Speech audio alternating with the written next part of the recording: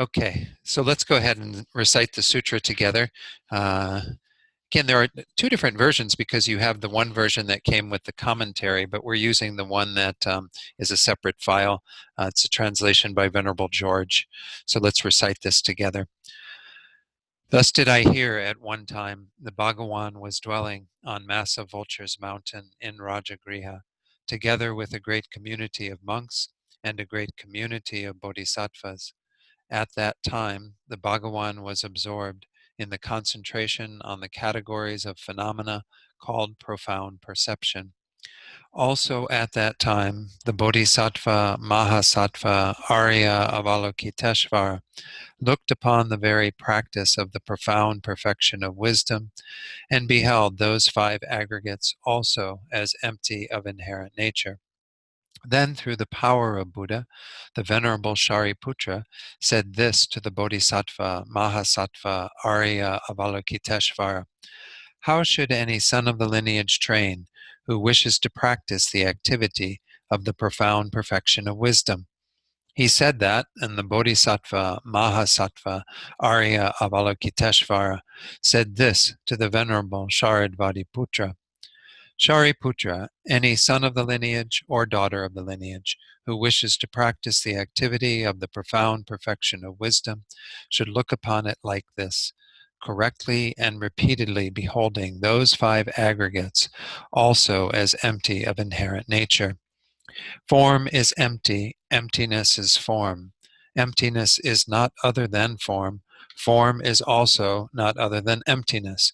In the same way, feeling, discrimination, compositional factors, and consciousness are empty. Shariputra, likewise, all phenomena are emptiness, without characteristic, unproduced, unceased, stainless, not without stain, not deficient, not fulfilled.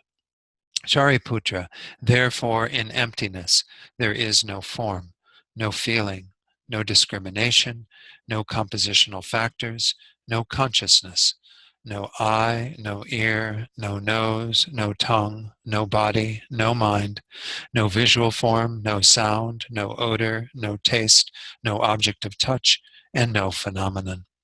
There is no I element.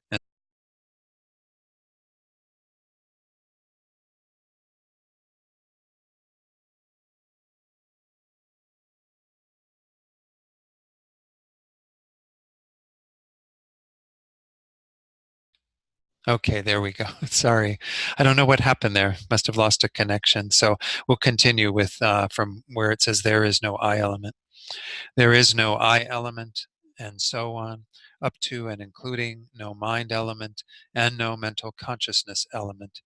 There is no ignorance, no extinction of ignorance, and so on, up to and including no aging and death and no extinction of aging and death. Similarly, there is no suffering, origination, cessation, and path. There is no exalted wisdom, no attainment, and also no non-attainment. Shariputra, therefore, because there is no attainment, bodhisattvas rely on and dwell in the perfection of wisdom, the mind without obscuration and without fear.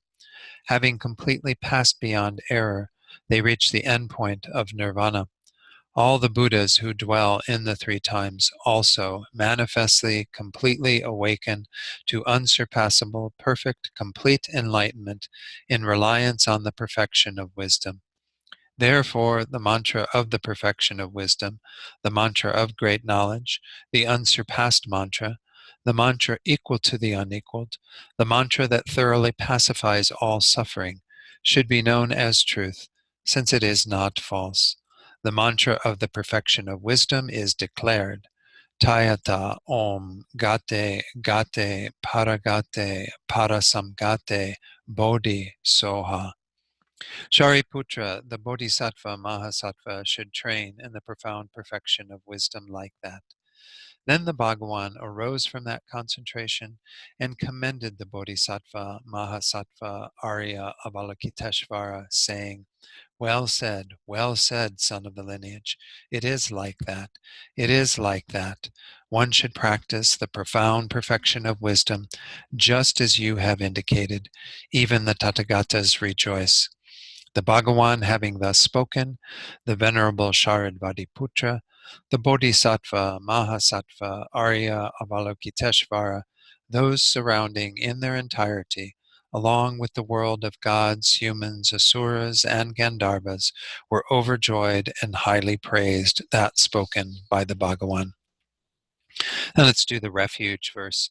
We'll do this once in English and then 2 times in the Tibetan. Again, most of you know this verse, the one before the teaching. So we'll say, by the merit from listening to the Dharma, or in the Tibetan, you say Chönyen instead of Jinsok. Anyway, so we'll do that 3 times then. I go for refuge until I am enlightened to the Buddha, the Dharma, and the Supreme Assembly. By the merits I create through listening to the Dharma, may I become a Buddha in order to benefit all sentient beings.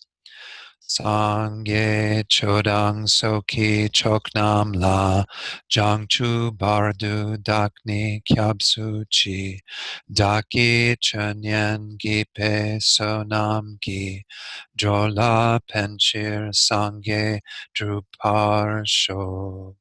Sangye chodang soki choknam la jangchu bardu dakni kyabsu chi Daki Chönyen Gipe Sonam Gi Jola Penchir Sangye Drupar Sho. Okay, so let's do a short meditation. Before we begin, I may mute my mic during this beginning part because they are doing a little bit of construction here at the house. And again, if you want to turn off your camera, you're certainly welcome to do that so that you won't be in the video. But as I said earlier, it's also useful sometimes if I can see people, but that's really up to you. I'll leave that up to each of you. So let's just do a short meditation on the breath.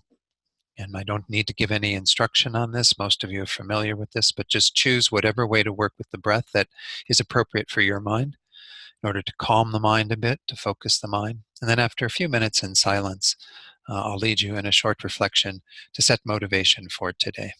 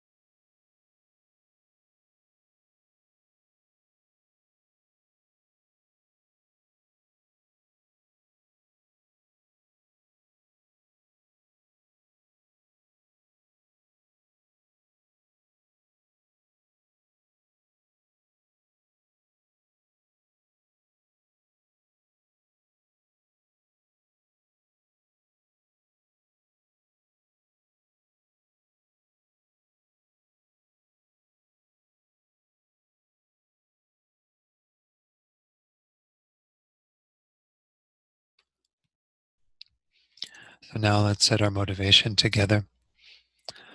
As we went through in the very beginning of last week's class, these teachings on emptiness that are in the Heart Sutra, the Perfection of Wisdom Sutras, these are very important if we are to accomplish the major goals of Buddhism. Recall how there are 2 goals we could summarize in terms of attaining high status, getting a good rebirth, and certainly our study of the Perfection of Wisdom can help us to do that, can help us to understand the Buddha's teachings in terms of the law of cause and effect and karma, and how all of this is operating within the sphere of emptiness.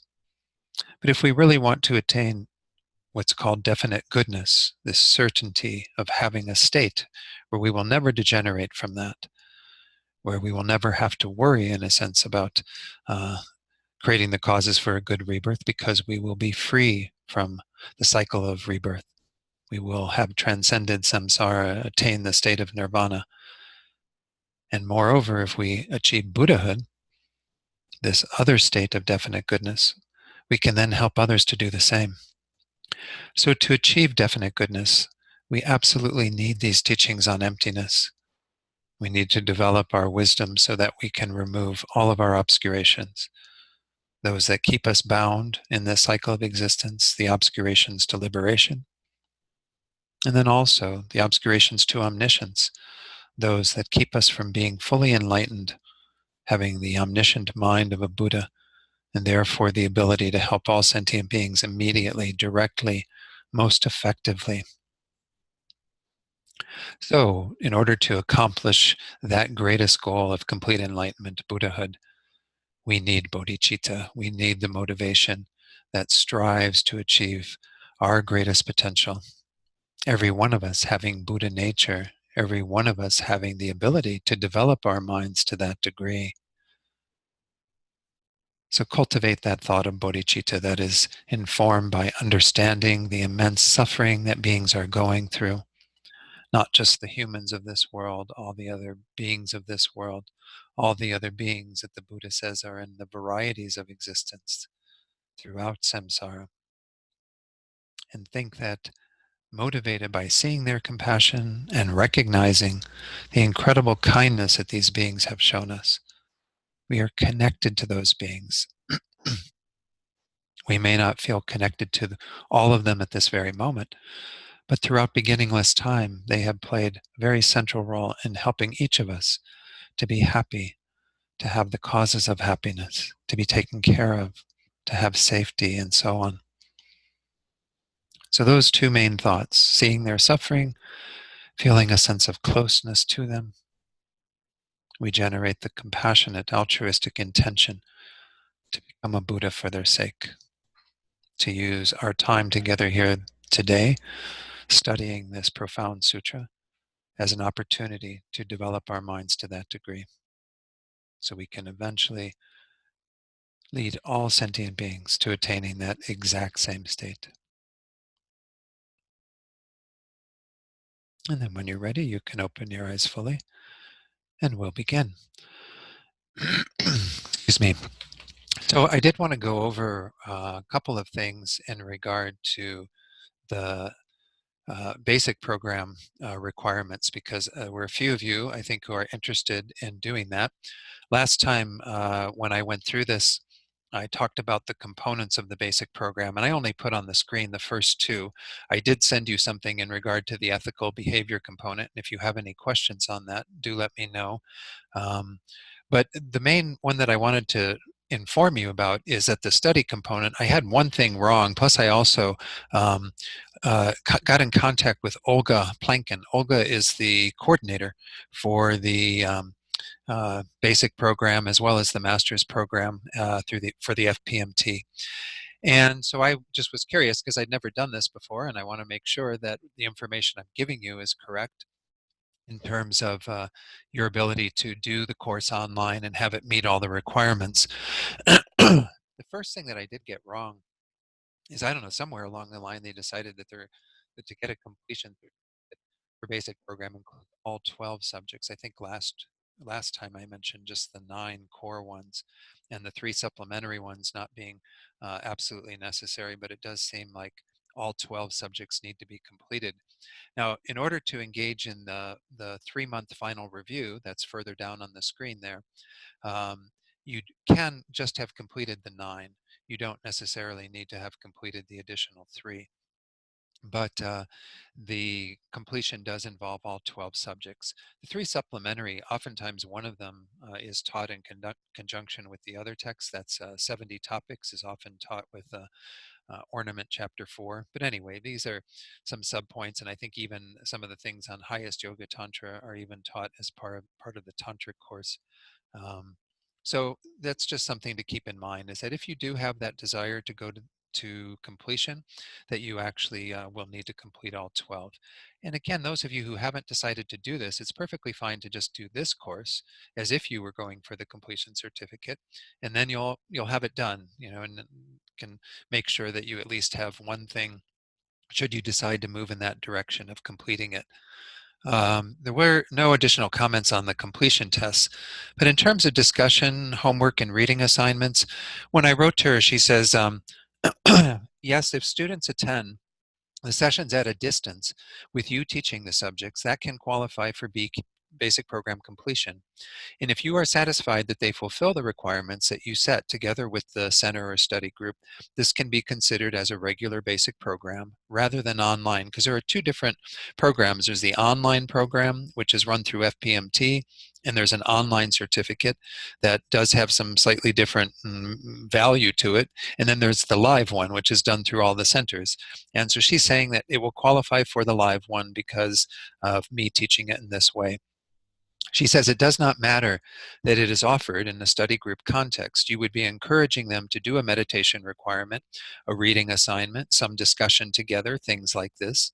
Keep it light and enjoyable and encouraging. That is the main thing, So again, maybe what we can do is we can talk about later how to maybe incorporate a discussion into one of the sessions. Maybe if we have time towards the end, we can do that.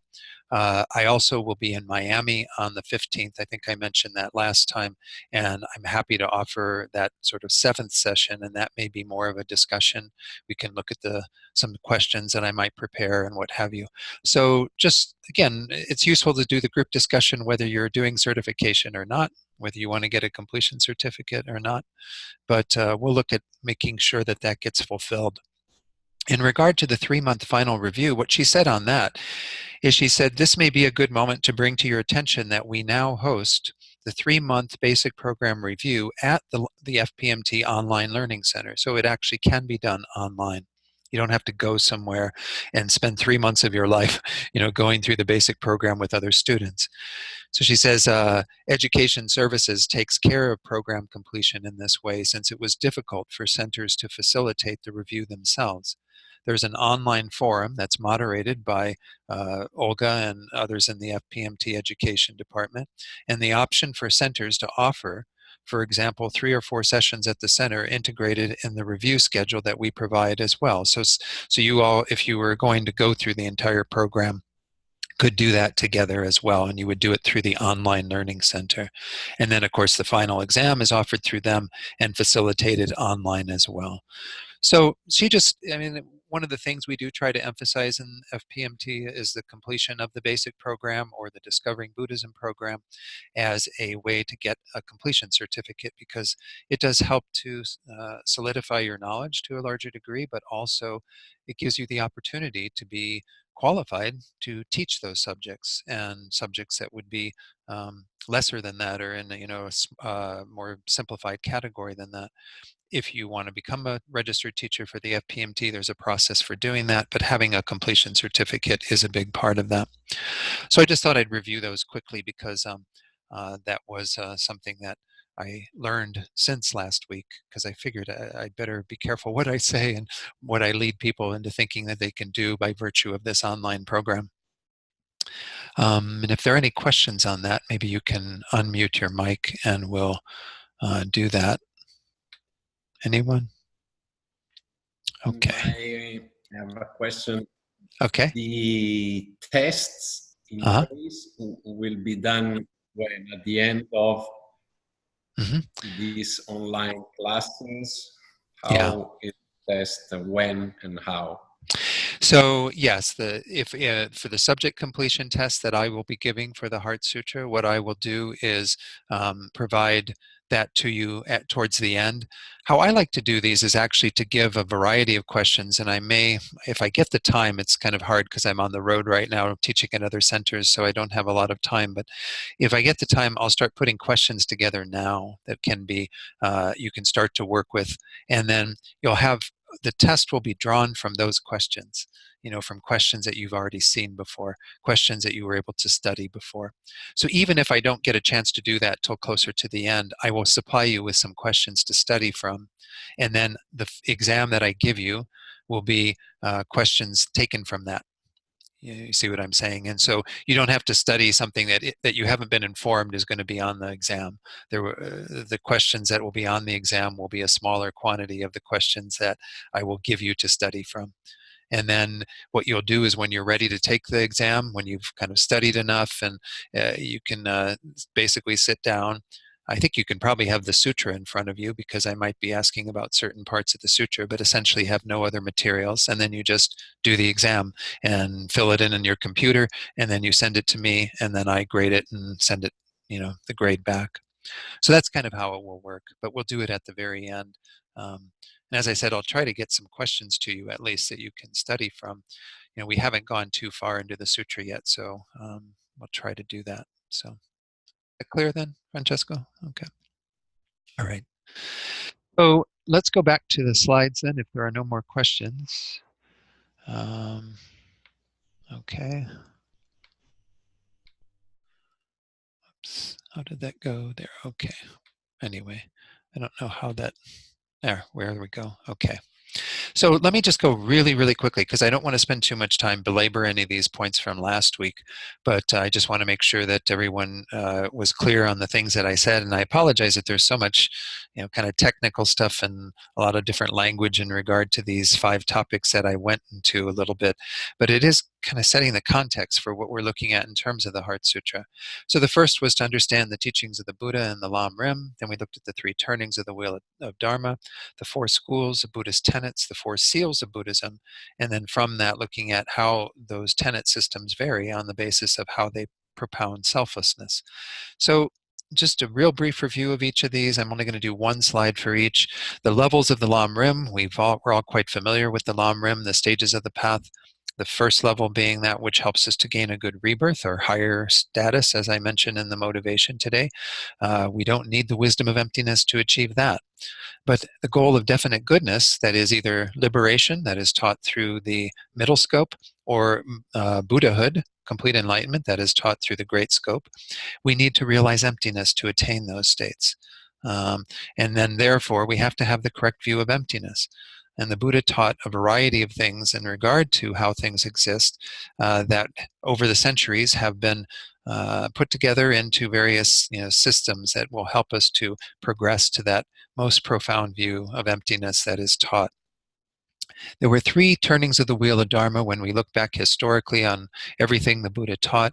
And these aren't meant to be seen as absolute sequential things, but rather bodies of teachings that the Buddha gave. But the first one certainly was where the Buddha's teaching started, was turning the wheel of Dharma, the Dharma chakra, of the 4 noble truths, kind of speaking to the truth of our existence as dukkha, as unsatisfactory, and the nature of suffering. They sometimes use that word, but it means that we are not dealing with everything in a good state.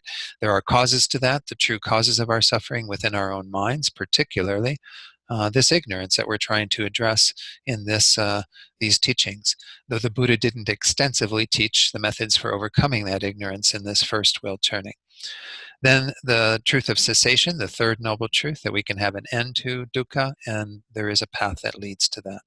So the main body of teachings that the first wheel turning produced was what's known as the Pali Canon now, was adopted by many of what are called the Hinayana traditions, the individual vehicle traditions, and in particular the Hinayana tenet systems that we'll be looking at shortly, the first 2, the Vaibhashika and the Sautrantika. And they would say that everything else the Buddha taught was not a valid teaching of the Buddha per their analysis. It's really the Pali Canon that they rely upon as the authentic and literal words of the Buddha. They're meant to be taken as they are. The second wheel turning is what we're looking at here in the Heart Sutra. These are the teachings on the perfection of wisdom, the teaching of the emptiness of intrinsic existence, inherent existence. We'll be looking at this as we go through the sutra. The idea that things exist on their own, from their own side. They have a way of being able to be self-established. Well, this is not how they exist. They are empty of that. And so these are the wheel turnings that took place on Vulture's Peak near Rajagriha, which we're going to be looking at again as the location of this sutra.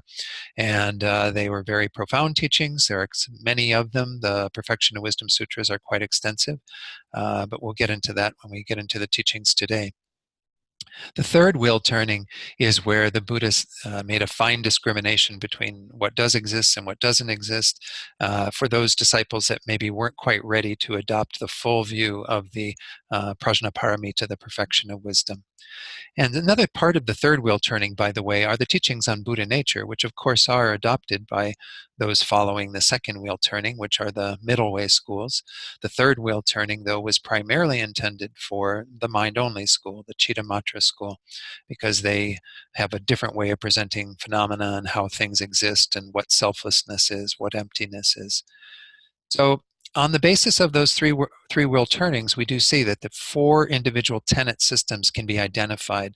And this was done in retrospect. It's not like, I didn't mention this last week, but it's not like the Buddha sat down to a group of disciples and said, okay, I think all of you are Vaibhashikas, so now I'm going to teach Vaibhashika. This is looking back at the Buddha's teachings. On the basis of everything he taught, these are the systems that were developed in India centuries after the Buddha's teachings to kind of put them into various pockets to know exactly what was taught. And it's not just their views of emptiness or selflessness where there's some variation. It's also how they look at the world around them and how things exist in more conventional ways and other ways that they might have positing what the results are and what the paths are and so on. But the first 2 are Hinayana tenets, meaning again that they primarily rely upon the Pali Canon. They mostly teach just a selflessness of persons, of the I. They don't get into selflessness of phenomena. They are the Vaibhashika, the Great Exposition School, the Sautrantika, the Sutra School.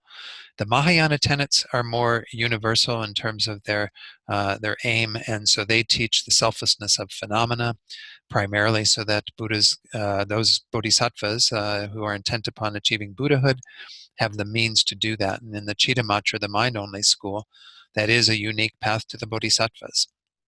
In the Madhyamaka school, everyone has to realize emptiness of intrinsic existence, though there are 2 branches of the Madhyamaka or middle way school, the Svatantrika and the Prasangika.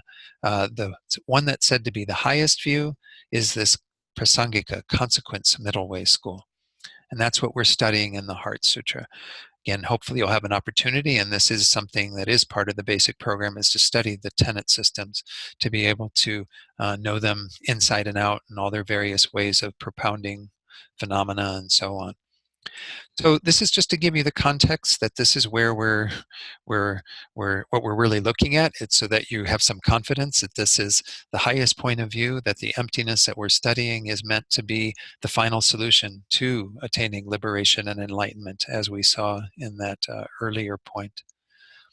4 seals of Buddhism are all 4 tenet systems, and anyone who's a Buddhist would agree to in terms of these 4, how they would interpret. Some of them might be interpreted a little bit loosely, but in particular, number 3, all phenomena are empty and selfless. As I said, each of those tenet systems has their own way of positing things. The Madhyamaka, middle way school, is said to arrive at the final, most complete view of emptiness and selflessness, particularly the consequence school.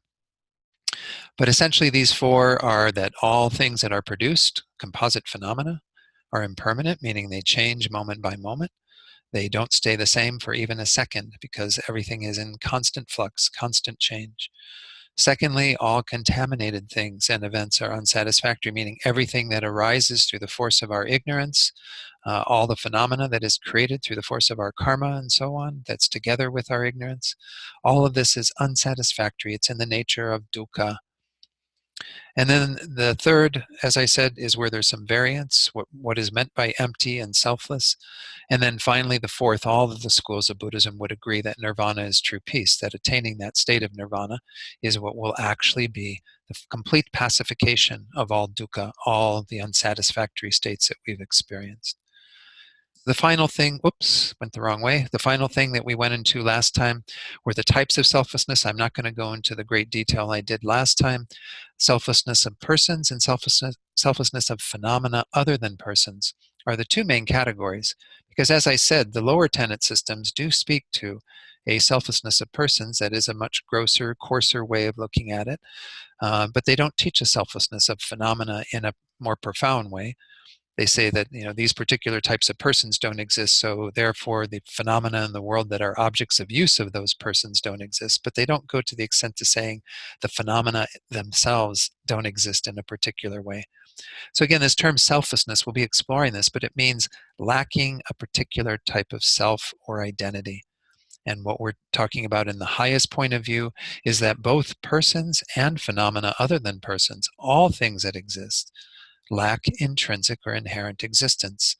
And this is one of the main kind of factors in this sutra, is looking at all of these various phenomena and coming to the conclusion that there are no sounds, no taste, no touch, no objects of touch, and so on, no eyes, no ears. All of the phenomena that we think exists in this more substantial way don't exist in that way at all. They lack that form of existence. This is what we mean by selflessness or emptiness. It's a negation of a particular way of existing. So those are the main topics that I went into. Let me stop it there and see if there are any questions or comments from anybody from last week. Because I did ask people, yeah, if you did have things to bring them in to today. But okay. So what we're going to do, again, what you might have in front of you for today, we did read the sutra together already, but you can keep that copy. But there's another copy that's in this little handout that I did have Maria send out. It looks like this. I don't know if you can see it. It's got color boxes on it. It's called The Heart of the Perfection of Wisdom of Sutra. But it doesn't, I mean, it's just essentially showing kind of how it's structured. So we're going to be going into this to some degree. You might have that handy. It's got the prologue, and then there's an orange box with the common prologue, then there's a yellow box with the uncommon prologue, and so on. This is just a nice way. Emily put these together, Emily Sue, who I think is up in Deer Park right now.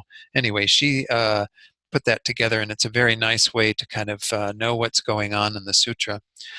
You might also have in front of you this commentary that I provided you with that's called Commentary on the Heart Sutra, Jewel Light Illuminating the Meaning by Tendar Larampa. Because we will be using that as we go through the Heart Sutra. And as I said when we were reciting the Heart Sutra, there is a version of the Heart Sutra translated by Donald Lopez at the very beginning of that you're welcome to look at. Each of these have their own little differences here and there. So the text that we are using, let me just go to this screen for just a moment, and we'll come back. The text that we're studying, of course, the full name of it in terms of a translation would be The Heart of the Transcendent and Victorious Perfection of Wisdom, the Heart Sutra, by Shakyamuni Buddha. Now, again, we're going to see as we go through the sutra, and even having read it the times that you have, that the Buddha doesn't say a whole lot in there, but there still is the power of the Buddha by virtue of his enlightened mind that all of these words of the sutra were recited. The commentary we're using, again, is Jewel Light Illuminating the Meaning by Tendar Larampa. And these two texts will be the main texts that we'll be using through this. I did send out a reading list, and one thing I might note that is something that came to my attention recently, and I forgot to include it on the list, is some of you may know Venerable Fedor. Venerable Fedor, he and a couple of other monks, they have a website called Happy Monks Publication. And at the Happy Monks Publication, they have a text that's called The Sun Illuminating, let me see if I can pull up the name of it, The Sun Illuminating the Meaning, The Sun Illuminating Emptiness. Anyway, if you go there, you can find that text. I'll try to send the link to Maria so you can each access that. It's a nice little brief commentary by another Lama, and I do quote from him occasionally in some of the slides I'm going to be sharing with you. It's absolutely free to download it from their website. It's a PDF file, and you might find that useful. In terms of the other texts that are on that list, the ones that I would encourage you to read, if you do have the time and want to do that, is His Holiness's commentary. And the good part of His Holiness's commentary is these sorts of subjects that I just went into last week and the beginning of today. And then there's an actual commentary on the Heart Sutra line by line that follows from that.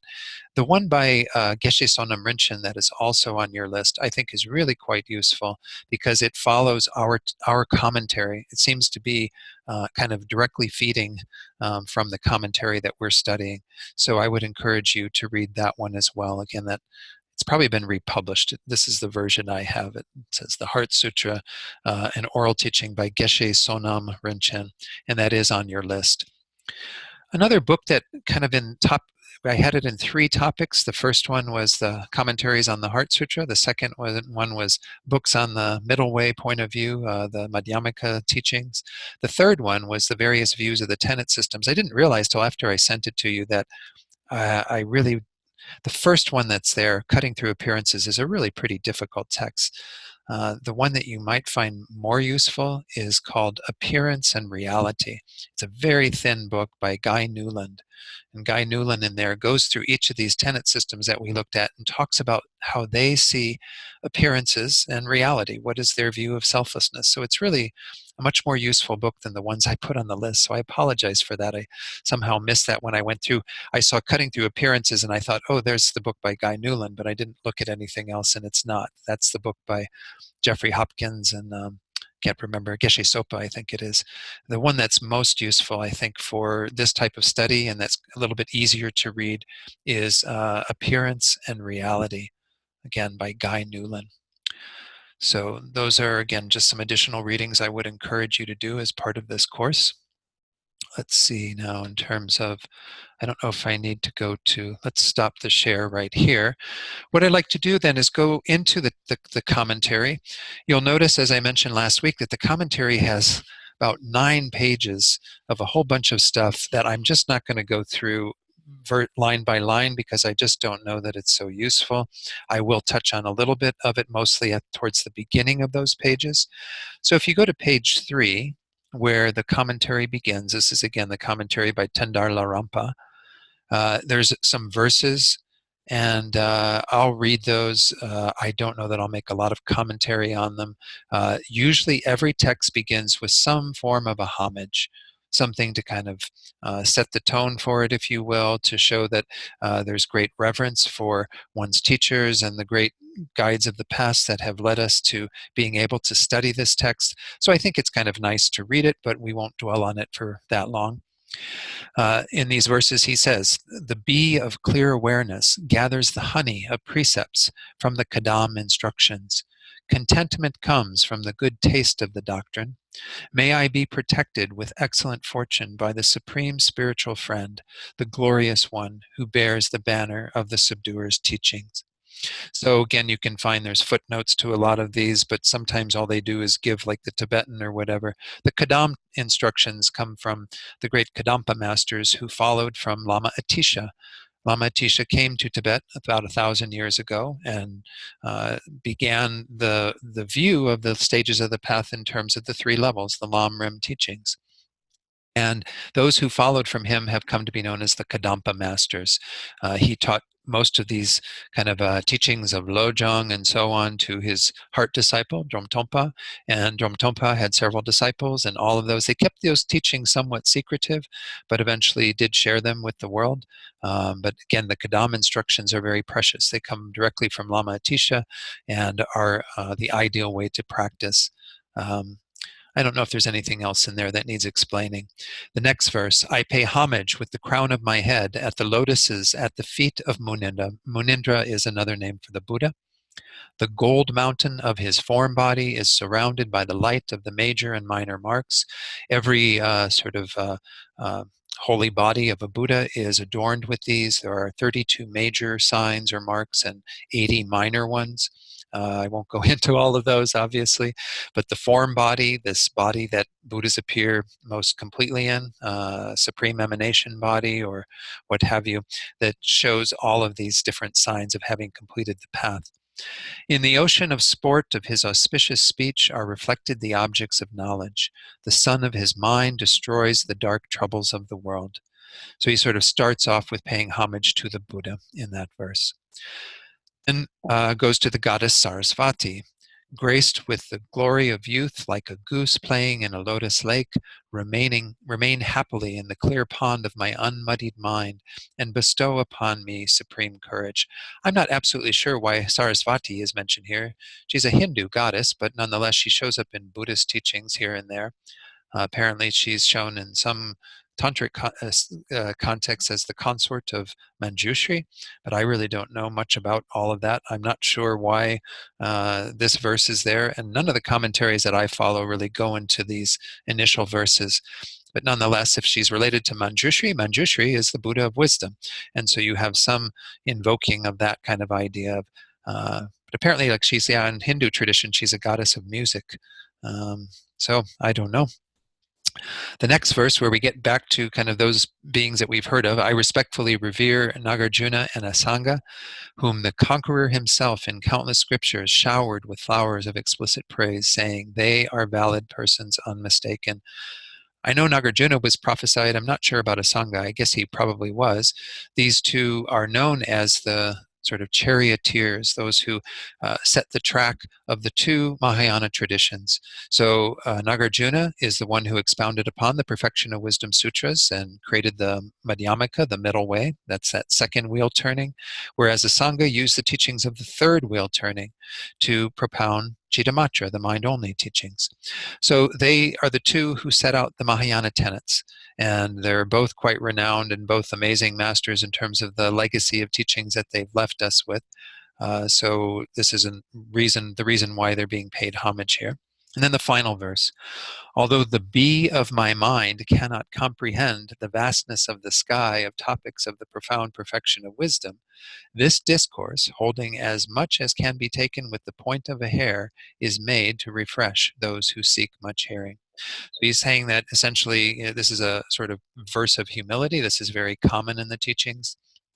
Someone saying, well, this is a pretty vast topic. I don't really have all the perfect knowledge, but I will do as best as I can, to do whatever is what I'm able to do in order to help those who seek the teachings, who seek hearing the teachings, and so on.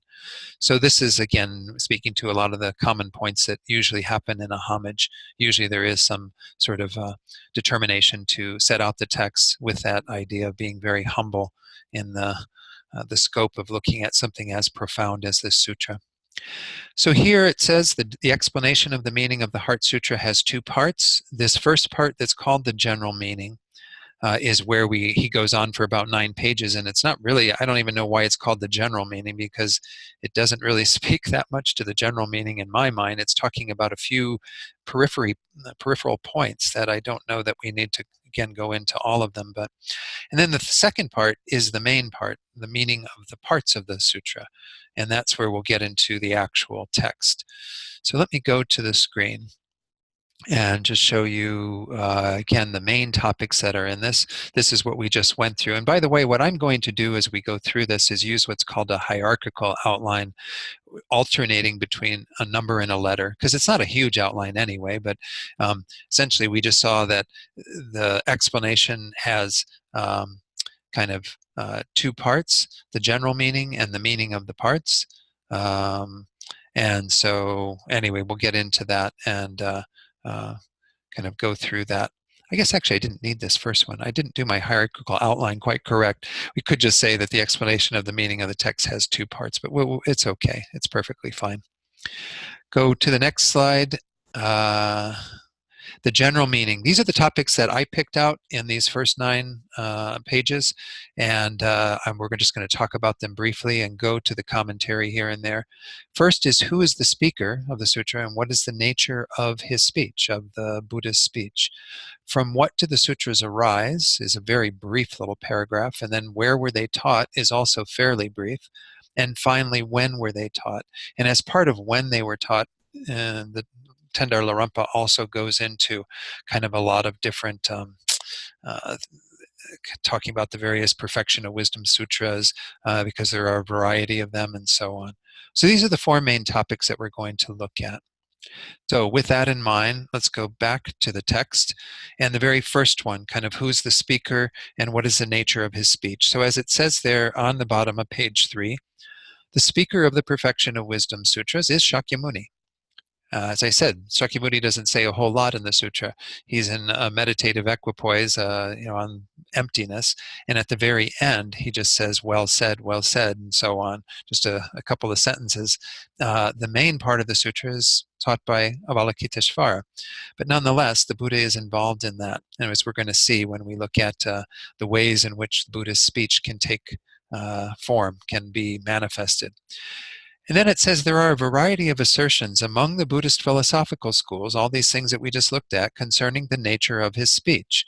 Those Vaibhashikas, which again are one of the Hinayana schools, assert that it's a non-associated compositional factor, which is a composite of words, terms, and letters, meaning it isn't form, it isn't consciousness, it's a combination of various things.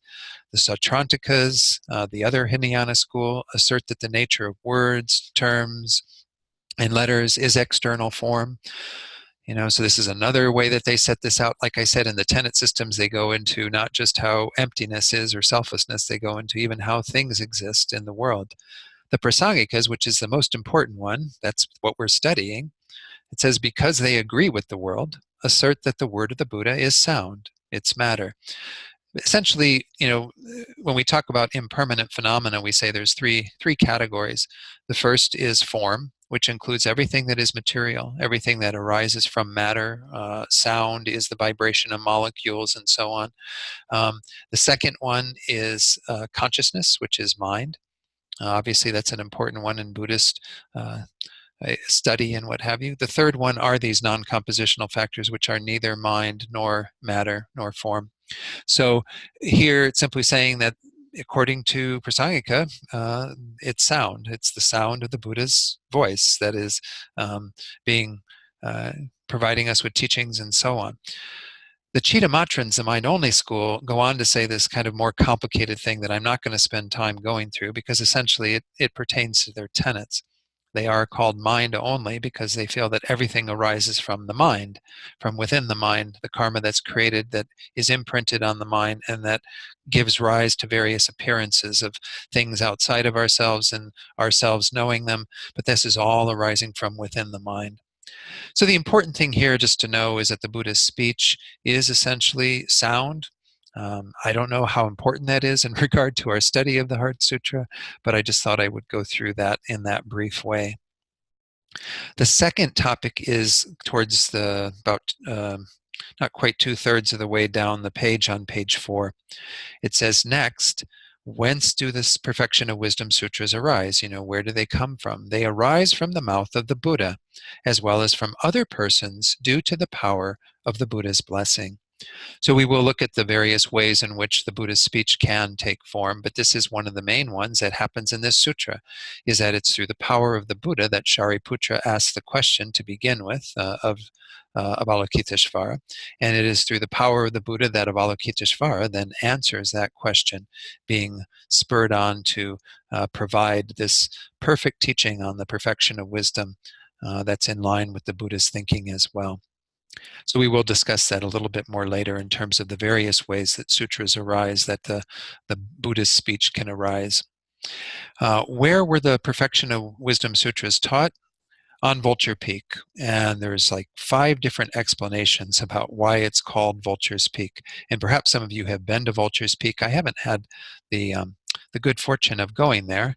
I did put in the slides a few pictures that maybe I can put on the screen while we are going through this. This is it from a distance, from kind of, I guess, up above, and that little square formed structure that's got a little inner structure looks like that. And there's there on the screen some monks that are reciting prayers and things there. It's kind of interesting because these are all Theravadan monks, and they're paying homage at Vulture's Peak, which is the Prajnaparamita Sutras. This is where, like I said last week, I think I said this last week, it's important that even though we think someone might practice Hinayana tenets, we don't know for sure exactly what they're doing. And this in this day and age when the teachings are shared so much around the world, I think all of the Sanskrit teachings have certainly made their way into a lot of the Hinayana, what were traditionally Hinayana um, schools and what have you. So I don't think we have that kind of uh, hard lines between each of these that might have existed in the early time of the Buddha's teachings when they were first being disseminated. So there's 5 different ways that it's explained to have been called Vulture Peak. The mountain is shaped like a vulture, which again can be seen there to some degree, I guess. I don't know. I think we sometimes have to use our imagination on some of these. It is shaped like a pile of vultures. That's the second one. It was given that name because vultures protect the mountain where many vultures ate corpses. They do that kind of a sky burial thing. Fourth, it is called a pile due to the brilliance of the birds, who are beings who understand emptiness. Not sure what to say about that. The fifth one, when the subduer was 58 years old in the fire snake year, he went to that mountain, which was shaped like a vulture's head. A demon who had magically changed himself into a vulture took the teacher's robe, took the Buddha's robe, and dropped it on the mountain, where it turned to stone in 4 layers and is known as the Great Vulture Pile. Because that mountain is the place where the Buddhas teach the perfection of wisdom, like the Vajra seat, this diamond seat in Bodh Gaya where the Buddha attained enlightenment, cannot be destroyed by hardness or fire and is immovable. Therefore, it is explained that although other mountains do not impede beings of the intermediate state, this one does. So, this is said to be a peak that is indestructible. It's got that Vajra nature, diamond hard nature, because of the blessings of the Buddha and what he did there. So again, that's just according to the teachings that we've been given here. This last part, intermediate state beings, those in the bardo that are between lives, are actually said to be able to pass through walls and wherever because they have a very different body. They have a body that's not consisting of any coarse elements like ours. And so when they're seeking out their next rebirth, they are able to go through a variety of substances. But it's said that this particular substance of the Vulture's Peak, the rocks there and what have you, cannot be passed through. They're impassable by those beings. So again, these are just some of this you might take as folklore if you wish, but these are just speaking to the power of these words that were taught there. And again, where Vulture's Peak got its name, I don't think is quite so important. When were the Perfection of Wisdom Sutras taught? This is where most of this kind of goes on and gives a lot of different assertions. I mean, essentially, we do run into the problem sometimes when there's that thing right at the beginning, right? That every sutra starts off, "Thus have I heard." Well, who's the I there? Who is the person who heard those words? We know that the Buddha spoke them and that there was a gathering and what have you, and all this was taking place. But who is the person that spoke them? And then, of course, when was it spoken? There's a lot of debate about when the Perfection of Wisdom Sutras were disseminated, when the second wheel happened. As it says there at the beginning, it says some assert that he taught the Perfection of Wisdom Sutras on the full moon day of the 3rd lunar month and entered nirvana on the 15th day of the next month. Well, that means that it was just before he passed away, because the Buddha entered into nirvana at the age of 80 in the 4th month on the 15th day, the full moon day. That's why we celebrate Sakadawa on that day every year in the lunar calendar. But then it says, the very next paragraph, it says it refutes that, saying that the teacher set forth the Perfection of Wisdom Sutras the year after he achieved Buddhahood. Well, that goes to the exact opposite end of the spectrum. He was, 35 when he became enlightened, so he would have been teaching them at 36 rather than at 80, just before he passed away. So it's very hard to say exactly when this was, but you do run into these complications. If you say that Ananda is the I, that heard these teachings. Because Ananda was said to be the sort of assistant to the Buddha that had this amazing memory.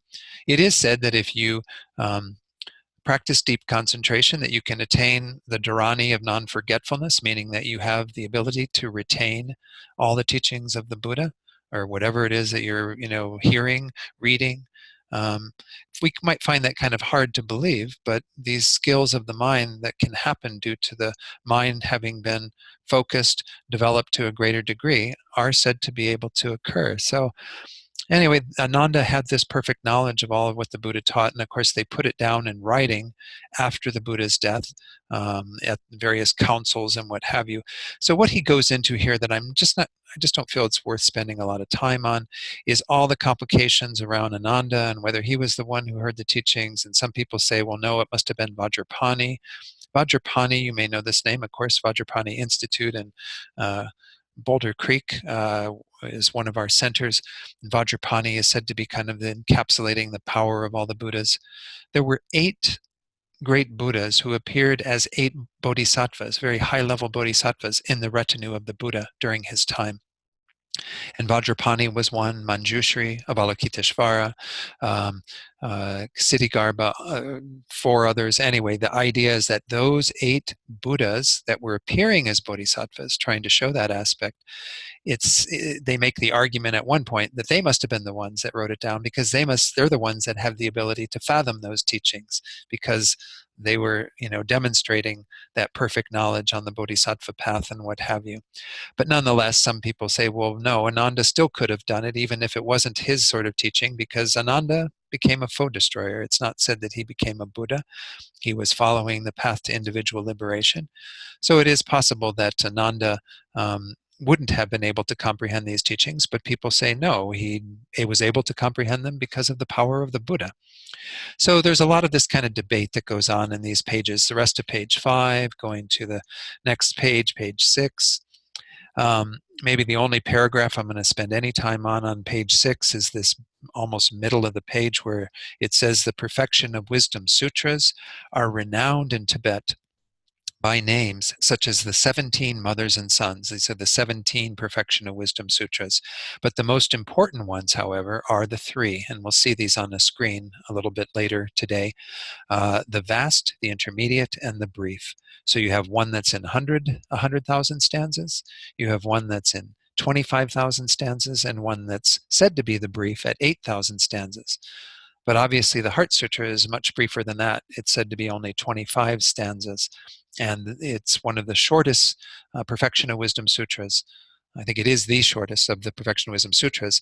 In terms of how the Buddha taught emptiness, it is said that he taught it in an even briefer way by just the syllable ah, ah, this syllable that kind of is, if for those who have really sharp faculties, him simply saying ah was enough for them to be conveyed the meaning of emptiness. Nonetheless, I think most of us need a lot more study than that. So the next page, page 7, again, they talk more about the 3 different Perfection of Wisdom sutras there, more about the time of when it happened. You're welcome to read all of that, and if you do have questions, let me know, but I don't have a lot of commentary to follow in regard to those pages. The teachers' commentaries that I've been looking at that have taught this in the FPMT haven't really gone into a great explanation of those pages.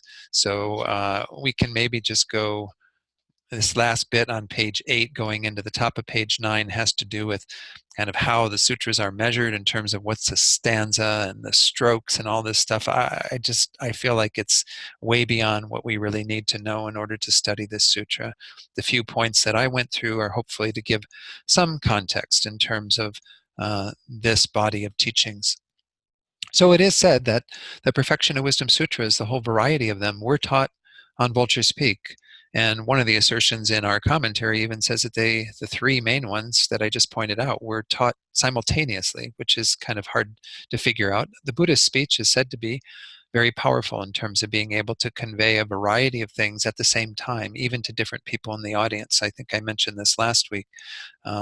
So that's probably enough in regard to looking at the Buddha's speech. So let's go back to sharing the screen here. and we'll go on to look at where we go to from here. So then we get into the meaning of the parts. This is the second of the main kind of divisions of our text. The first was the general meaning, and now we're going to look at the meaning of the parts of the text. The preliminary stanzas are just kind of what we have been calling the prologue on our other outline, are just kind of setting the stage. Some of it's more common, some of it is more unique to this sutra. That's page 9. And then the actual sutra begins in terms of the discussion of it on page 10 and goes all the way to the end of the commentary. So even though that's a relatively short commentary, there's a lot to talk about in here, and I don't think we'll have a problem filling our time, that's for sure. But we'll go through each of these. The preliminary stanzas, as it mentions there regarding the first in great monasteries such as Sera and Drepung, which are two of the main Gelugpa monasteries. Before reciting the sutra, it is customary to recite these verses of praise and obeisance. So this is on page 9 as well. I put it on the screen here. Maybe we can just recite this. I think it is kind of nice to, if it's said to be something that's quite auspicious and good to recite at the beginning of the study of the Heart Sutra, then I think we could just incorporate that. So let's do that now. I bow down to the mother of the conquerors of the three times, of wisdom inexpressible by words or thoughts, which is unproduced and unceased, like the entity of the sky, the object of the wisdom of unique knowledge. So this is one way that the perfection of wisdom is frequently referred to, is as being the mother being the idea that, again, it's through the force of the mother that birth actually occurs. It's through the force of the perfection of wisdom that the birth of holy beings actually takes place, so that we get arhats, foe destroyers, those who have completed the Hinayana path through the wisdom realizing emptiness, but we also get Buddhas being developed through the perfection of wisdom. So whatever vehicle or path one has, whether it's the two vehicles on the Hinayana, the hearers and solitary realizers, I mentioned them last week, or the foe destroyer, or the bodhisattvas, the third vehicle, those of the Mahayana tradition, all of them have to be born from the wisdom that is this profound wisdom of emptiness. It's unproduced and unceased, inexpressible by words. These are all things that we can talk about as we go through this, but the true wisdom, knowing emptiness in the mind of a holy being, is said to be inexpressible by words. It's not something that words could ever articulate completely. Nonetheless, every one of us can study the perfection of wisdom and gain some understanding of the meaning of it until we achieve that more direct realization where we know it in that unfiltered state. The conceptual mind, this is just a little footnote, is said to kind of always know things through the medium of a conceptual image. So like if I ask you to think about your own understanding of emptiness right now, you think about a concept that you've developed on the basis of your teachings that you've received. That is your kind of image of emptiness, if you will. Not image meaning something purely visual, but an idea of emptiness. What happens when you realize emptiness directly is that falls away and you see emptiness directly. The truth that is emptiness, the object that this idea is referring to, is known by the mind in an unadulterated, unfiltered way, so that it's actually, say it's like water poured into water, so that the mind realizing emptiness and emptiness itself are no longer even differentiated. This occurs on what's called the path of seeing. We're going to see these 5 paths in terms of the progression that one makes on the path to enlightenment and the realizations of emptiness that ensue from that. So when you're having that direct realization, it said that it's inexpressible. You can't kind of give words to what that is. But nonetheless, it doesn't mean words aren't helpful now to help us to get there. They're a ladder that helps us to climb that path so we can actually eventually let go of the ladder, no longer be bound by our concepts of emptiness and know emptiness directly. So it's unproduced and unceased, meaning that there's no ultimate production of it. Things are not inherently produced. They don't inherently cease. All phenomena are like that. So this is, again, that emptiness is the object of wisdom of our unique knowledge. that we each want to develop, and that the Buddhas of the past have all developed, and all the Arhats as well. So I'll just go through the remainder of what's on this page 9. It's said that these verses are words recited by the Buddha's son, Rahula, to his mother. So while it was a praise to his actual physical mother, implicit in it is this praise to the mother of all the Buddhas, the mother of the conquerors. And of course, as I said, also the Arhats, those who achieve any realizations, the Aryas even, who have attained some realization of emptiness but have not yet attained their goal.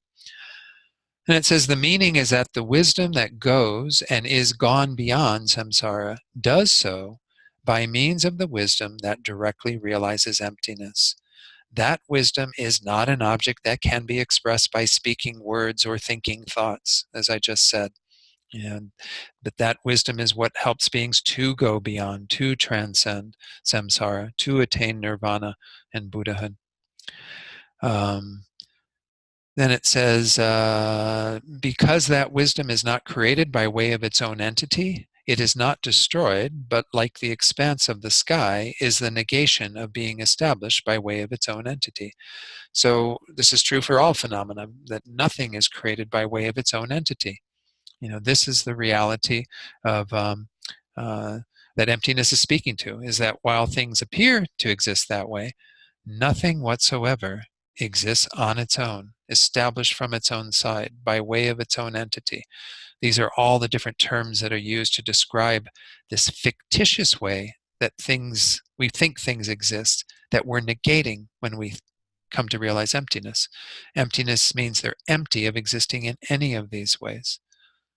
So it says that very thing which serves as the sphere of the unique knowledge of meditative equipoise. Meditative equipoise, I used this term earlier about the Buddha. It simply means when one enters into this meditation session where one is realizing emptiness. There are said to be two main parts of it. The initial time when one moves into realizing emptiness, which is called the uninterrupted path. And then once one has created an antidote to some level of obscuration in the mind that is being removed, depending on where the bodhisattva is in their progress, you have what's called the liberated path, the path of release. That means at that point, that portion of these obscurations is gone. The power of that wisdom realizing emptiness in the uninterrupted path causes the result of the mind being liberated from various levels of afflictions and so on. So in meditative equipoise, which refers to that entire thing, this is the unique knowledge. The unique knowledge is that mind is realizing emptiness in this pure way, in this absolutely profound way that is indescribable, inexpressible. And that's the mother that gives birth to all the conquerors of the three times. It is obeisance to the wisdom that knows emptiness directly. So we are paying homage to the wisdom that knows emptiness, to emptiness itself in a sense, but it's really the wisdom that realizes emptiness that becomes the mother of the Buddhas. Emptiness itself, everything is to some degree born from emptiness because it's through the power of emptiness, through the fact of emptiness, that everything exists.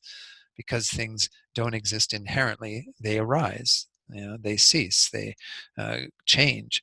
All of that happens within the sphere of emptiness. But what's really being paid homage to here is the wisdom realizing emptiness, which of course is the main subject of this sutra. It's what we're really intent upon realizing through studying the Heart Sutra. So let me stop there. It's about 10 after 10, just to see if there are any questions up to this point before we get into the actual sutra. Any questions? And again, if you do have a question, just unmute your mic, and you are welcome to come on screen if you'd like, but no questions? Okay. Well, then let's continue. Let's make good use of the time that we have. So on the second page, let's go to the screen now and do a screen share again with the PowerPoints. And again, I apologize, I did make a mistake with adding that first one at the beginning because there is no number 2, so you don't really need a 1. The whole topic here of the text can be divided into the 2 main parts. And again, this second part, which was the meaning of the parts, has the what we just looked at, the preliminary stanzas, and then the second part, which is at the top of page 10, the actual sutra. So this is what we're going to be in for the remainder of the course, really, is taking a look at the meaning of the title, which is does take a little bit of time just to look at what is meant by this title in the Sanskrit, as well as even in the Tibetan, and then of course the meaning that we have in English on the basis of that, and then the meaning of the text, and that covers from page 11 all the way to the end. So in terms of the title, let's I'm going to keep this screen on because it's just going to be a minute or so of reading things. It says there the meaning of the title, that which in the language of India is Bhagavati Prajnaparamita Hridaya, when translated into Tibetan, of course here we have the English, is the heart of the transcendent and victorious perfection of wisdom. And we'll give the Tibetan a little bit later. And that is the title of the sutra. Regarding the purpose for stating the title, if a name were not given, there would be no way of finding out which sutra it was. So obviously this is kind of a bit of a duh thing, I suppose. This is him saying, well, you need to have the name of the sutra so you know what's being expounded in the text that follows. So hence the name is stated at the beginning. So let's hold on to the commentary there. Let's go to the screen. And I want to talk a little bit about something I added here from Mirror of Wisdom, which was on your book list. This is a free publication, again, that can be downloaded as a PDF file from Lama Yeshe Wisdom Archives. Geshe Sultan Geltsen, he was a Geshe who lived out in California at Long Beach. He ran a center out there called Tupten Darge Ling. Very close to His Holiness. I think that was where His Holiness first did the Kala Chakra in the US back in like 1988 in Los Angeles. So anyway, he says in his commentary, the Tibetans retained Sanskrit titles in their, I have to get rid of this a little bit, in their translations for two reasons. Firstly, it is believed the Buddhas of the past, present, and future give their teachings in Sanskrit. So by reading the title in Sanskrit, we plant the seeds of the source language of Dharma in our minds. So Sanskrit is the language that the Buddhas are said to teach in. So we're kind of planting the seeds of the Sanskrit by having that at the beginning of all the sutras. Some of you may have read other sutras of the Buddha, the Golden Light Sutra, the Vajrakuta Sutra, those kinds of things. They always begin with putting the title in Sanskrit right at the top. So we have that source and can imprint our minds with the Sanskrit from that. I've never studied Sanskrit, so I don't, again, I mentioned that last week because my pronunciation of things is always not so perfect, I'm sure. But I don't think it is still taught, obviously, but it has not been a living language for many, many, many, many years. It was really just at the time of the Buddha that it was a primary language. The second reason is to help us to remember the great kindness of the Lotsawas. Lotsawa is a Tibetan word whose name comes from the Sanskrit term meaning eye of the world. These are the great translators who originally translated this and other sutras from Sanskrit into Tibetan. I don't recall all the timing of when that happened in Tibet, but apparently they brought over from India all the great teachings in Sanskrit, both the Kangyur, which is the Sutras of the Buddha, as well as the Tengyur, which is all the Indian commentaries, these great commentaries written in India on the Buddha's teachings. And so all of those needed to be translated. If the Tibetans were going to access them other than learning Sanskrit, they needed to have them in their own language. Though I did hear, I think that the Tibetan language was initially put together in terms of a written language to be able to do this. It was important to have a language that kind of mirrored the Sanskrit to some degree and the characters and what have you so that it could be brought in. Keeping in mind, though, that they didn't translate everything absolutely in terms of every single term being an exact equivalent for a Tibetan term, because there are Tibetan terms that sometimes are derived from various meanings. One that you may have heard of before, it's even the word Buddha itself. Buddha in the Sanskrit means awakened one, whereas Sangye, which we use in the refuge verse when we recite it, right? The Sangye has two syllables, Sang, which means to completely purify, to completely remove all the defilements, all the obscurations. And Gye means to fully develop, to take all of the good qualities and bring them to their apex, to this limitless state. So we have these two ideas that are what Buddhahood means, incorporated into the word Sangye. Anyway, that's just a little footnote on in terms of these Lotsawas. But Geshe Gyaltsen is telling us here, this second factor of hearing the Sanskrit is to recall the kindness of these beings who spent, I'm sure, many, many hours translating the Sanskrit into Tibetan. And of course, nowadays we have these Lotsawas of the West who have translated all these Tibetan teachings and Sanskrit teachings into English. So we're always dependent upon these translators as long as we're dealing with things that are coming from another language. So we should have gratitude for all of those, obviously. So we did read the title, and yeah, I think I can go ahead and go through this, and then we'll go back to the commentary. As I said in the, whoops, how did I go forward? In regard to the title in Sanskrit, it's the Bhagavati Prajna. Oh, I missed an A in there. Sorry, my slide is incorrect. There's a Prajna instead of PRJ. It should be PRAJ. Prajna Paramita, and there's an A missing there. How did I get that? Wow. I did these slides some time ago and I didn't go back and do my checking, so I apologize. Prajna Paramita Hridaya. So Bhagavati, Bhagavati is, we hear the term Bhagawan, right? In the sutra, we even read the Bhagawan was staying on Volja and so on. It's a female Bhagawan. Bhagavati is the female indicator that this is a female Buddha, or sacred mother. In this context, it refers to the realization of emptiness in the mind of a Buddha. So we are talking about the Bhagavati, that mother of the Buddhas, this wisdom, realizing emptiness, this realization of emptiness in the mind of a Buddha. Now we can also say in the mind of bodhisattvas, but nonetheless, the primary one that's being spoken of too here is the wisdom realizing emptiness in the mind of a Buddha. Prajna is wisdom, and paramita is perfection, literally gone to the other shore. You know, it means that one has gone to the other shore, away from the shore of samsara to the shore of liberation, enlightenment, nirvana. We perfected the mind fully. Of course, in the case of this gone to the other shore, it means gone to the other shore of Buddhahood, because this is the perfection that is in the mind of a Buddha, the perfection of wisdom in particular.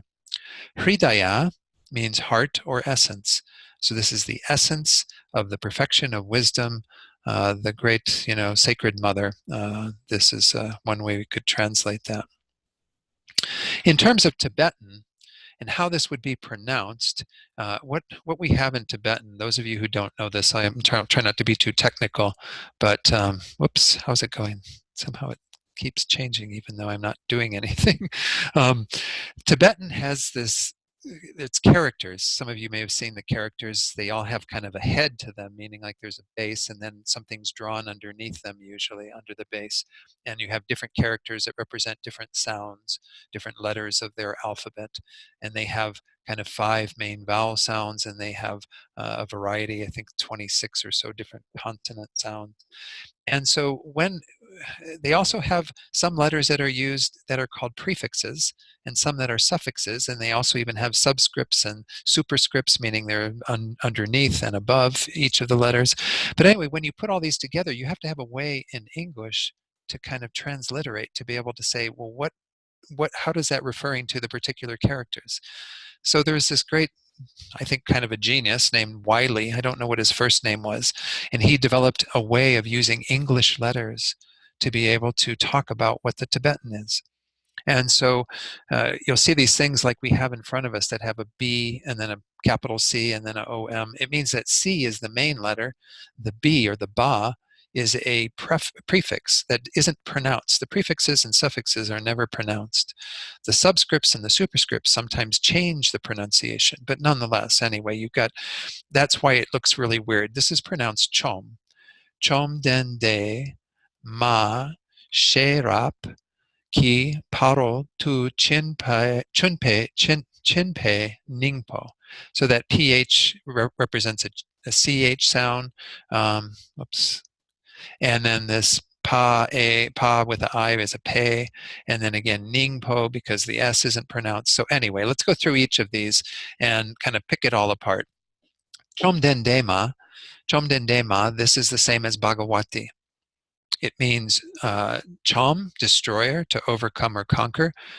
What has the Buddha, this wisdom of a Buddha, this great mother conquered all of the afflictions in the mind, which are one of the maras. They often talk about the four maras. You have the mara of the afflictions, the mara of the aggregates, which means this mind and body that is produced through the force of our afflictions.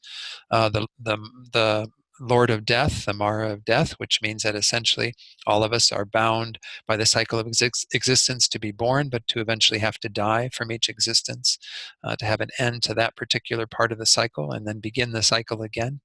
And then we even have a fourth Mara, which is said to be a being outside of us, called the Mara of the sons of the gods, these Deva Putras, which are these malevolent kind of beings that if you have the karma with them, they can provide some kind of obstructions to your spiritual progress and your well-being.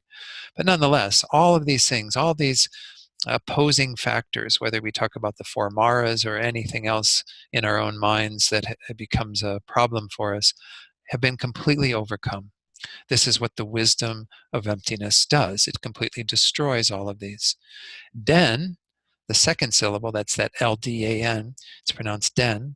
Den means to possess, to accomplish. So this is kind of similar. I mean, these two are kind of similar to what I just talked about in regard to Sangye, right? You have completely destroying, removing everything that is negative, completely possessing, accomplishing everything that is positive.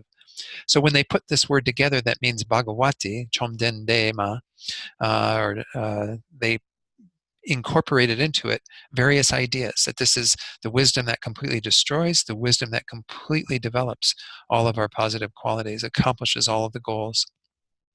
It helps us to transcend or go beyond. This is De, and kind of to transcend samsara, unenlightened existence, to go beyond to the state of Buddhahood. And then Ma, once more, is a female indicator, a gender indicator that indicates this is the feminine aspect. In Buddhism, traditionally, the feminine is always identified with wisdom, whereas the male side is identified with method, compassionate method. And so between the two of those, we are able to accomplish enlightenment, recalling that, again, it's like two wings of a bird, that both are needed to fly to the goal of enlightenment. So we need to have the wisdom realizing emptiness together with the compassionate method. This is primarily a text on wisdom, but implicit within it are the teachings of the stages of the path that help us to accomplish that goal. So this very first part of the title in Tibetan, Chomdendema, indicates Bhagavati with all these different flavors to it. Then the next part, where we have Sherap Ki Paro Tu Chinpe, again, this means Prajnaparamita. Sherap is that wisdom that is in the perfection of wisdom. Paro tu chinpe is the perfection, kind of having gone beyond. I think they kept the same meaning when they did come from the Sanskrit paramita to paro tu chinpa, or chinpe in this case. So prajna paramita, perfection of wisdom, is right there in the title in both the Sanskrit as well as in the Tibetan. And then Ningpo, Ning is heart or essence. So Ningpo means the same as Hridaya. So this is the heart or essence of the perfection of wisdom, the Bhagavati, the sacred mother that is transcendent and allowing us to realize emptiness. One thing I want to talk about while we're going through this may be all we have time for today, is to go into the four nominal divisions of the perfection of wisdom, the Prajnaparamita. Sometimes these are called nominal because not all of them are a perfection of wisdom, literally. The one that is most literally it is the first one, the resultant perfection of wisdom. This is the actual perfection of wisdom because it's the omniscient mind of a Buddha. It is the wisdom realizing emptiness within that mind that is completely perfected. There is nothing more to perfect in a Buddha. It's called the path of no more learning when one attains Buddhahood, because you don't have to do anything more. You don't have to acquire any more qualities. You don't have to remove any more negativities. You've achieved that actual perfection of wisdom. We can include, as I said, to some degree, and some teachers will maybe give different views of this. I think Geshe Sonam Rinchen says that we could say that the perfection of wisdom in this context is also the path perfection of wisdom, which is what bodhisattvas develop as they go through their development to enlightenment. And that is actually the cause of the real perfection of wisdom, the wisdom realizing emptiness. And the Buddha is caused by the Bodhisattva having realized emptiness in their own continuum. So this happens on the path versus the other one is what happens in the resultant state of Buddhahood. Now, we wouldn't include the perfection of wisdom, or in the perfection of wisdom, the realization of emptiness in a Hinayana practitioner, because it's not a perfection of wisdom. Perfection of wisdom always has to do with the Mahayana. Remember the 6 paramitas, the 6 perfections. These are the practices of a bodhisattva. They are done together with bodhicitta. They're never independent of bodhicitta. So we can say that a hearer or a solitary realizer, those on the Hinayana path, those achieving their own liberation, they do realize emptiness directly, but they don't have the perfection of wisdom because they don't have the mind that is together with bodhicitta realizing emptiness.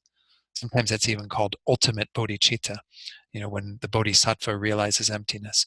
But nonetheless, we could call it, in this context, the path perfection of wisdom. The third one that will definitely not be included as an actual perfection of wisdom is the scriptural perfection of wisdom. This is what we're studying, the speech or texts that teach it. So we are looking at the words of the Buddha that have been set out and the words of Avalokiteshvara and so on that give us this profound teaching on the perfection of wisdom. The 100,000, the 25,000, all of these are scriptural perfection of wisdom. They're not the real perfection of wisdom because they're words on a page. They are, sound that has been put into that visual form and so on. We also have the fourth, which is not an actual perfection of wisdom. That's the natural perfection of wisdom, which is emptiness itself. This is just really nominal because it's just referring to the fact that naturally everything is perfected in its own emptiness. There's all of what we overlay in terms of how we see things, how we think things exist inherently, and how they even appear to us to exist inherently. None of that is there naturally. Things are naturally empty of inherent existence. Then in terms of those three, I just thought I'd put a screen for those, the three of the main Prajnaparamita teachings. This was back on an earlier page that we saw, that page 6. I'm not going to go through each of those again. The Sanskrit names are there together, but the Heart Sutra, this last point, contains the essential advice of all of these sutras. Then finally, I just want to give this little bit on the Buddha's speech. I mentioned this earlier. In this text, it isn't, I think this is on your reading list as well. It's kind of a nice text, but not essential to buy it. It says, that which is uttered by an Arya Buddha, a Buddha who has most definitely realized emptiness, achieved that state, and is in that form that they can teach it to others, its author, the author of that speech, for the purpose of removing unfavorable conditions of disciples. So the whole purpose of Buddha's speech is to help sentient beings remove unfavorable conditions. And there are 3 divisions. You have words spoken by the Buddha himself. This is what a good portion of the sutras are, and the Prajnaparamita does this extensively. The longer ones is give the Buddha's actual words. Then words spoken with the permission of the Buddha, where the Buddha allows other people to speak on his behalf, in a sense, to say, he would say, like Avalokiteshvara, expound upon this or whatever. I don't know. I didn't find exact examples of that. But the third one is what we're mostly dealing with here, which is words that originated from the Buddha's blessing. Because as we're going to see, and we've read the sutra a number of times, and most of you are familiar with it, the Buddha was in meditative equipoise. And through the Buddha's blessings, this whole dialogue occurs. Shariputra going into talking about how should one practice the profound perfection of wisdom and so on, and Avalokiteshvara giving the entire answer. And this is from a text that isn't on your text list. It's out of print now, so I didn't include it because it's very hard to obtain, and I don't know that it's essential to purchase it, but kind of nice commentary by Geshe Rabten, who was one of Lama Yeshe's and Lama Zopa's teachers. So that's enough on that, where we'll stop for today. And then when we return, we will go back to the text and finish this off as a way of reviewing what we looked at here today. Any final questions today? It's 10:30, but here, 1:30 there. Yes, Francesco. Last time you mentioned, and obviously there are reading books, I don't know how many times, classification of wisdom. And last time you mentioned one that classification that I know the three type of wisdom that theoretically arise sequentially: the wisdom from hearing, the wisdom from thinking, and the wisdom from meditation. Right. Now I've just seen these other four, even if only nominal type of wisdom. So I Oh, guess I will have to try to okay. combine the seven wisdom to another 15 type of wisdom. No. But Okay, so let me clarify. Yeah, the three types of wisdom that I mentioned last week are in essence kind of the three ways that we progress our knowledge of the Buddha's teachings, whatever those teachings might be, and eventually perfect them. So we first have to hear the teachings, listen to them, read them. We have to bring them into our sphere of awareness. Secondly, we have to reflect upon them, think about them, contemplate them.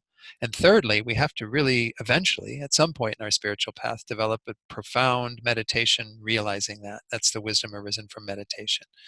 So that's a progress that pertains to any of the teachings, whether we talk about conventional wisdom or ultimate wisdom.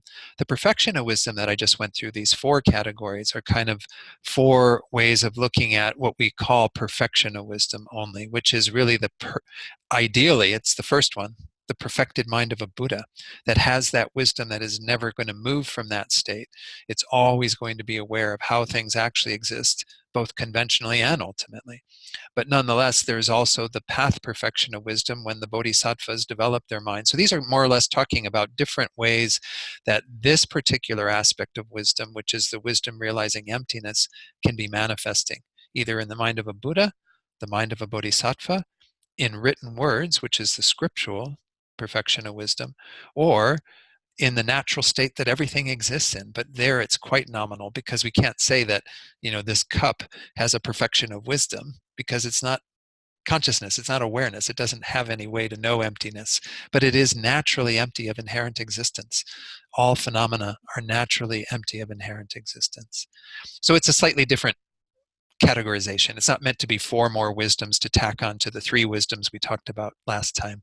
It's more or less these three wisdoms need to be developed sequentially and influenced by each other, so we can eventually attain the ultimate perfection of wisdom, the mind of a Buddha. But we do that through having it on the path as a bodhisattva, by studying the scriptures that help us to know that perfection of wisdom, and realizing the emptiness of all phenomena, the natural perfection of wisdom that everything's in.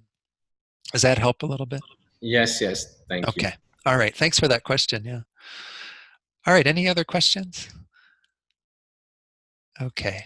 So if you do have further questions, again, I think you all have my email address now, so just go ahead and email me. Those of you who might be listening to this online after the fact, know that I can always be reached through my website. I'm not trying to advertise my website. I created one simply so people would have some way of being able to know where I'm teaching and what have you if they so desired. And that's donhandrick.com. So anyway, that's probably good enough for today. So let's just have a few thoughts of dedication. And we have real gratitude for the opportunity that we have to sit down and study this sutra. I know that we haven't gotten into the real meat of it, the real heart of it, and we will over time. In the next class, for sure, we will be actually talking about some of the words that are exchanged with these two great beings, Shariputra and Avalokiteshvara. But think that through everything we've already done, last session, this session, may all of this become the cause for each and every one of us to attain complete Buddhahood, to have the perfection of wisdom in our own minds, so that we then can help others to realize the same and achieve that state as well, complete Buddhahood. Let's dedicate also for the good health and long lives of our incredible teachers, His Holiness the Dalai Lama, Lama Zopa Rinpoche, all the teachers that we depend upon in order to become enlightened. May they have good health and long lives, and may we and all beings never be separated from perfect guides. And then if you want to make any personal dedications in your own mind, you can do that for those whose situation moves you, dedicating for their well-being, whether they're experiencing obstacles or illness, perhaps they're dying or have died. Whoever these beings are, send that positive energy out to them right now so they can experience the benefits of this, be free from their suffering, and find all the causes that lead to perfect happiness. And may all beings find true happiness through our efforts here today. Okay. Thank you all so much. Appreciate the opportunity to teach this text to you.